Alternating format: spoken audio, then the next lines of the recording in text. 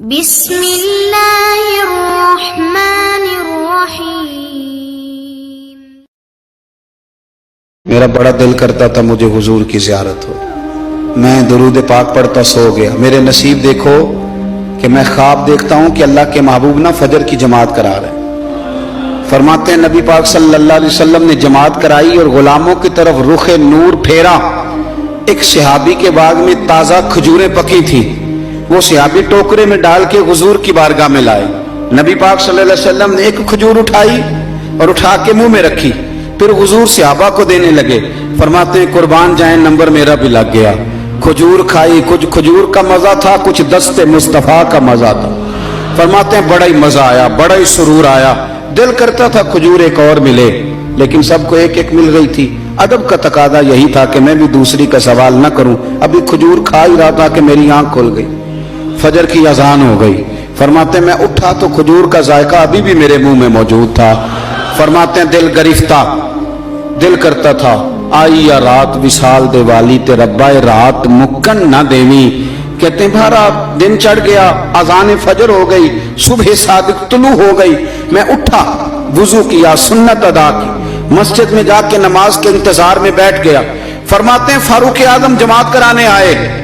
اتفاق دیکھیں کہ حضرت عمر نے بھی وہی صورتیں نماز میں شروع کر دیں جو رات خواب میں حضور نے نماز کے اندر پڑھی۔ میں سمجھا یہ اتفاق ہے، اتفاق ہے، لیکن جناب فاروق اعظم نے جب نماز پڑھا کے سلام پھیر کے لوگوں کی طرف رخ کیا تو کھجوروں کا ٹوکرا بھی آ گیا۔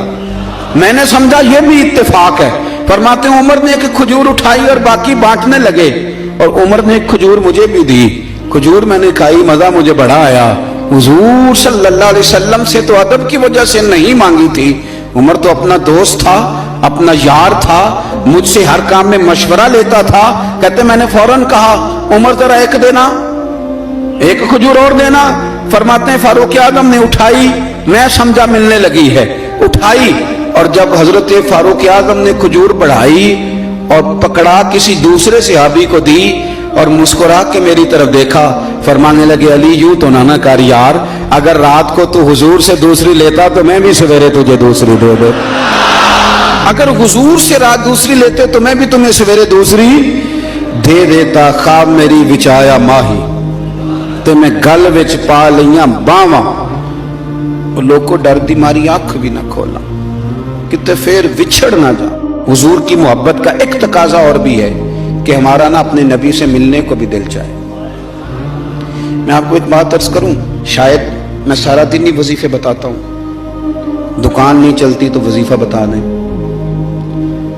بچے ایک دوسرے سے لڑائی کرتے ہیں تو وظیفہ بتا دیں، میں پڑھتا ہوں بزرگوں کی کتابیں تو بزرگ فرماتے ہیں لوگ آیا کرتے تھے کہ کوئی درود و سلام بتائیں جس سے مدینے والے محبوب کا دیدار نصیب ہو۔ میں نے کہا کہ اس طرح کا بھی کوئی محب ہے جس کا محبوب سے ملنے کو دل نہ چاہے، جس کی خواہش پیدا نہ ہو، جس کے اندر تڑپ نہ ہو، ذوق نہ ہو؟ آہستہ آہستہ وہ جو ہمارے سوتے خشک ہوئے ان کے اندر یہ دراڑ آئی کہ وہ جو خاص ذوق تھا، آپ پڑھیے نا قرآن مجید، حضرت ثوبان بن مالک رضی اللہ تعالیٰ عنہ حضور کی بارگاہ میں حاضر ہوئے تھے اور رو پڑے اور بڑا ہی روئے، تو حضور نے فرمایا کیوں روتے ہو؟ اور اس کہنے لگے یا رسول اللہ جب دل نہیں لگتا تو میں زیارت کرنے آ جاتا۔ تو حضور نے فرمایا تو روتا کیوں ہے؟ عرض کی سونیا مجبوری یہ ہے کہ آج تو دیدار کر لیتا ہوں، اور صبح قیامت اللہ آپ کی برکت سے جنت دے گا بھی تو آپ تو اونچلے درجے میں ہوں گے نا نبیوں کے ساتھ، تو میں تو ہوں گا غریبوں کے